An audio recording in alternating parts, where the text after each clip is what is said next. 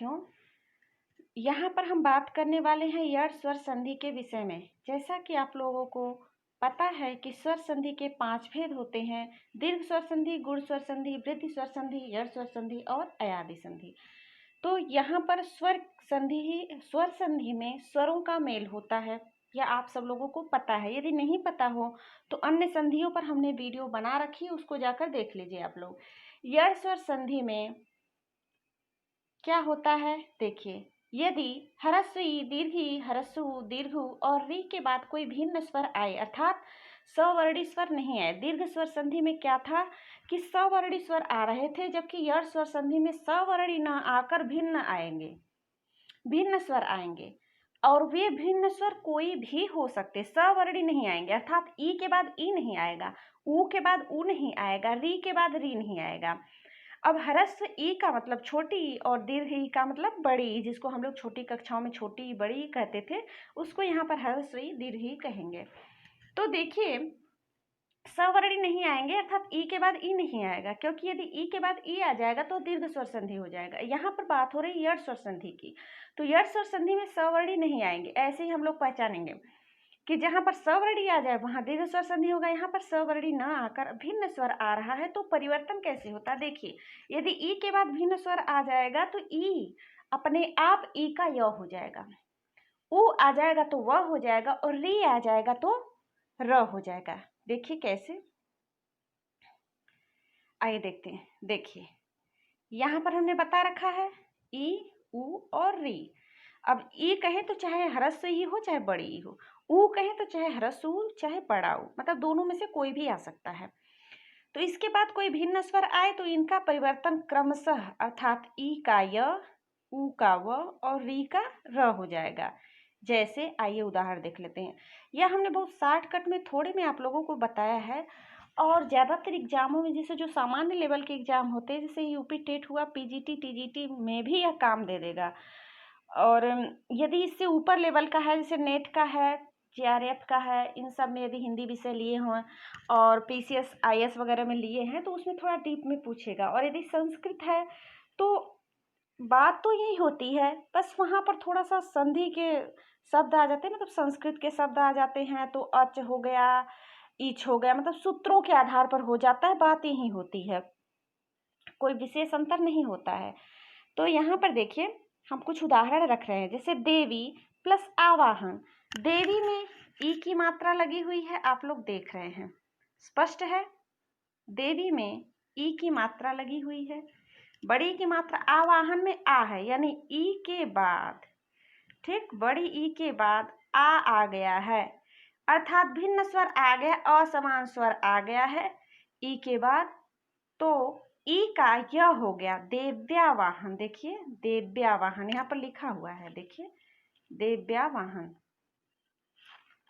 ठीक।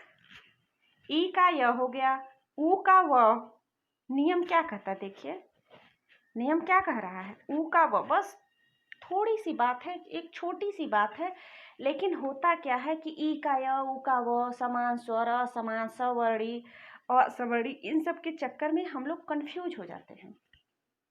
छोटे से हम लोग पढ़ते आ रहे हैं हिंदी और संस्कृत दोनों में संधि, लेकिन कंफ्यूजन क्यों क्रिएट होता है, क्योंकि हम एक एक चीज़ को समझ कर नहीं पढ़ते हैं, उसको सरसरी निगाह से पढ़ते हैं, या फिर पढ़ते भी हैं अलग अलग तरीके से, तो उसको वैसे नहीं पढ़ते हैं जैसे जैसे बेहतर तरीके से पढ़ाया जाता है।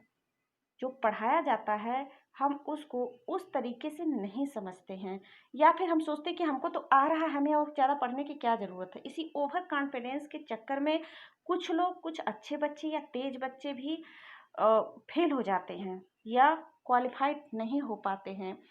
तो उसी चीज़ को मैं यहाँ क्लियर करके कहूँगी कि कुछ मुख्य तथ्य होते हैं, जो छोटी सी बात होती है, उसको हम लोग दिमाग में सेट करके करें चलें तो हम लोगों का कॉन्सेप्ट क्लियर होगा। तो कॉन्सेप्ट क्लियर रखने के लिए कुछ छोटी मोटी बातों को अंडरलाइन, हाईलाइट करते हुए चलना चाहिए, चाहे अपने दिमाग में कर ले या फिर लिख कर रख ले, लेकिन दिमाग में किया हुआ ज़्यादा सही। बस यही करना है कि देखो, अंतर से भी यदि हम लोग अंतर देखें तो दो संधियों को एक साथ माइंड में फिट कर लेंगे। वहां पर क्या था, दीर्घ स्वर संधि में ई, उ, अ, वहां पर अ भी था, यहाँ पर अ नहीं। वहां अ, ई, उ, री के बाद जब समान वर्ण आ रहा था तो दीर्घ हो जा रहा था। यहाँ पर अ नहीं है, केवल उ, ई, उ, री है, और इसके बाद असमान वर्ण अर्थात भिन्न भिन्न वर्ण, वो भी स्वर, व्यंजन नहीं। स्वर को भी वर्ण कहते हैं, व्यंजन को भी वर्ण कहते हैं। स्वर वर्ण, व्यंजन वर्ण ऐसे कहा जाता है। चूंकि स्वर संधि है तो स्वर संधि में एक बात ध्यान रखने वाली है कि स्वर संधि में स्वरों का मेल होगा, व्यंजन का नहीं। जबकि व्यंजन संधि में स्वर और व्यंजन दोनों में से किसी का भी मेल हो सकता है। तो यहाँ पर देख रहे हैं, हाँ, अब आइए आगे का उदाहरण देखते हैं। शु धन आगत, उ का व हो गया, स्वागत हो गया। वधु धन आगमन, वधु धन आगमन। अब यहाँ पर भी उ का व हो गया, वध्वागमन। पितृ धन आदेश, पित्रादेश। री का र हो जाएगा, पित्रा। चूंकि आ है तो अब री में पितृ जो है उसमें आ लगेगा तो पित्रा हो जाएगा, पित्रादेश। इसी प्रकार हम लोग अन्य उदाहरण भी देखें तो देखिए, जैसे इति धन आदि, यह अक्सर एग्जाम में पूछता रहता है। कुछ संधि के शब्द कुछ ऐसे हैं, संधि विच्छेद, जो कि बार बार एग्जाम में पूछे जाते हैं। इत्यादि, देखिए ती का ई और आदि का आ मिला देंगे तो इत्यादि बन जाएगा। कभी कभी संधियों को देखकर उनका विच्छेद करने के लिए भी पूछ देता है। जैसे इत्यादि दे दिया, इति धन आदि, इत धन आदि, इत धन आदि। इस प्रकार कर करके 3-4 ऑप्शन दे देगा, उसमें से सही हम लोगों को छांटना रहेगा। इस प्रकार से देखिए इत्यादि हो गया। और यदि इसको देखिए, मधु धन अरि, मध्वरी। इसी प्रकार और भी उदाहरण हैं। यदि हम लोग देखें तो नदी धन ऊर्मी, नद्यूर्मी। सुधि धन उपास्य, उपास्य, शुद्ध्युपास्य। अति धन अंतम,